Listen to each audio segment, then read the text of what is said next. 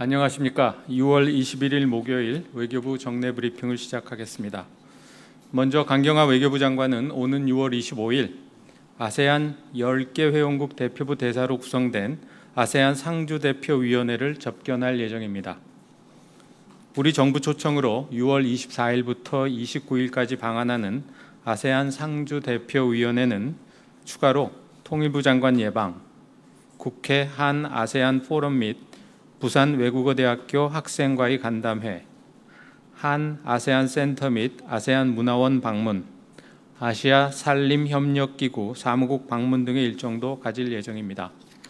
상주대표위원회의 이번 방문은 신남방 정책에 대한 아세안 측 이해를 제고하고 사람, 번영, 평화 등 신남방 정책 3대 분야 협력을 본격 추진하는 계기가 될 것으로 기대합니다. 다음으로 강 장관은 같은 날 6월 25일 오후 신설되는 외교부 산하기관인 한아프리카재단 개소식에 참석합니다. 한아프리카재단은 여야 간 초당적 합의로 작년 10월 공포 시행된 법에 의해 설립된 네 번째 외교부 산하기관입니다. 외교 다변화와 외교 인프라 강화에 대한 우리 정부의 의지를 잘 나타낸다 하겠습니다.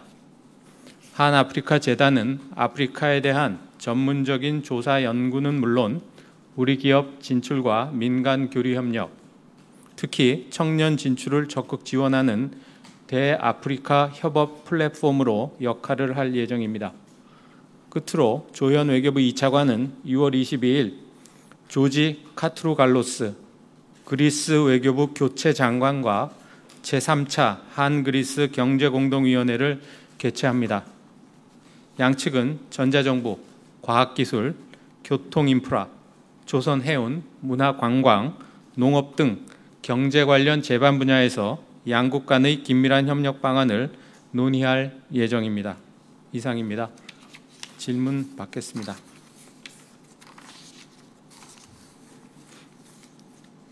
네. 예. 트럼프 장관이 미군 6.25 때 죽은 미군 이후에 200구를 송환받았다고 발표를 했거든요. 언제 어떻게 받았는지 궁금하고요.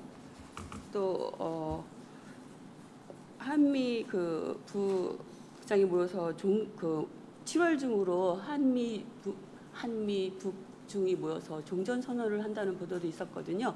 그거에 대해서 혹시 파악하고 계신 게 있는지 궁금합니다. 두 번째 질문과 관련해서는 제가 아는 바가 없고요. 그다음에 첫 번째 미군 유해 소관과 관련해서는 동권과 관련하여 확인된 바가 없습니다. 상세한 내용은 미국 정부에 문의하시기 바랍니다. 우리 정부는 한반도의 완전한 비핵화와 평화체제 구축이라는 목표 달성을 위해 미군 유해 송환을 포함하여 6월 12일 북미 정상회담 시 양 정상 간 합의된 사항들이 신속히 이루어지기를 기대합니다.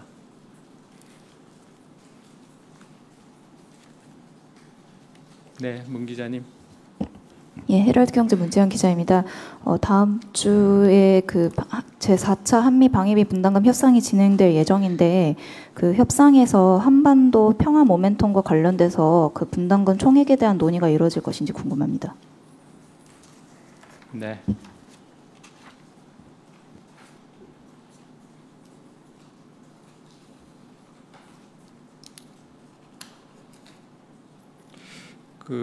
한미 양국은 동맹의 중요성에 대한 공동의 인식과 상호 신뢰를 바탕으로 방위비 분담금 협의에 임하고 있습니다. 지속적인 긴밀한 소통의 과정을 통해 지금까지와 마찬가지로 양측이 입장 차이를 원만하게 조율하고 상호 만족할 만한 결과를 도출해낼 것으로 기대합니다.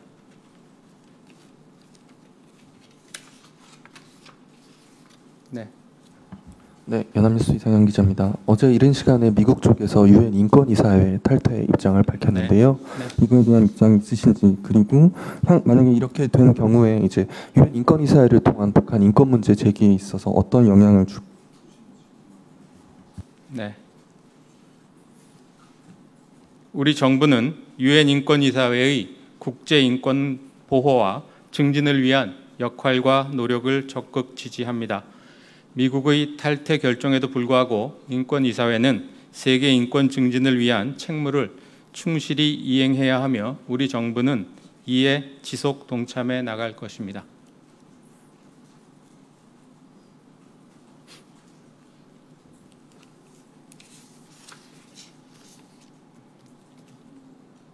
네, 질문이 많으시네요.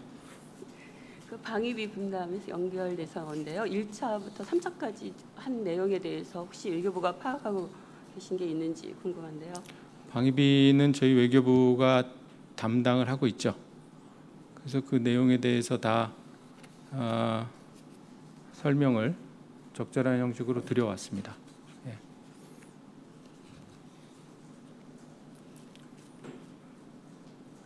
네. 네, 데일리 한국 김동용 기자입니다. 미중 무역 갈등 사이에서 한국이 피해를 입을 수도 있다는 언론 보도가 좀 나오고 있는데요. 이와 관련해서 외교부 차원에서 준비 중인 대응 방안이 혹시 있는지 여쭤보고 싶습니다.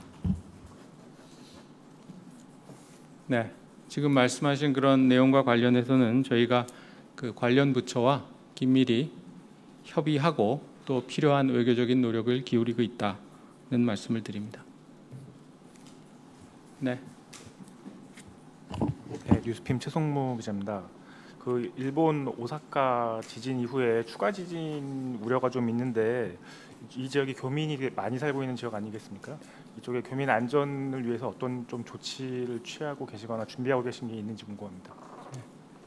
그 지진 발생 직후부터 저희 그 해당 국과 또 주 오사카 총영사관이 긴밀히 협력해서 그 상황 파악 노력을 하고 있고요. 현재까지는 교민들에 대한 직접적인 특별한 피해는 없는 것으로 파악이 되고 있습니다.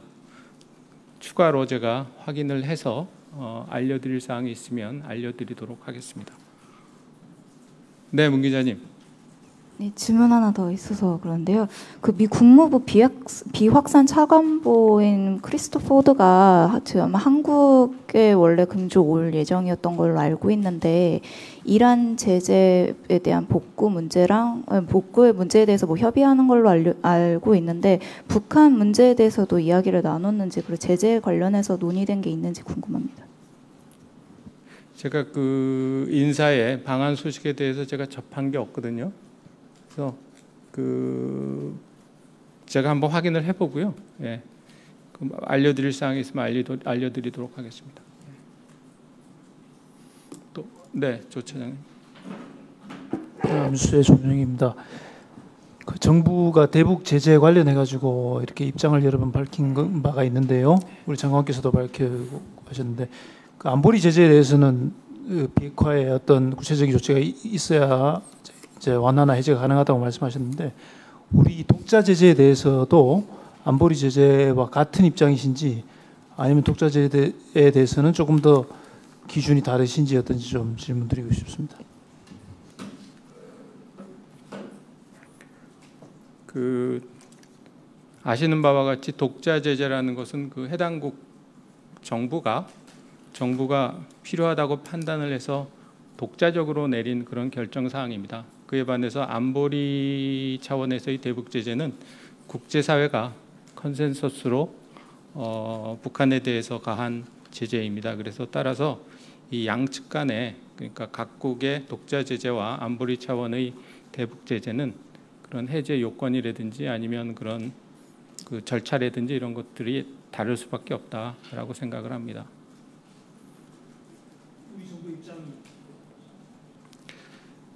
그거에 대해서는요, 제가 좀 확인을 해서 말씀을 드리겠습니다.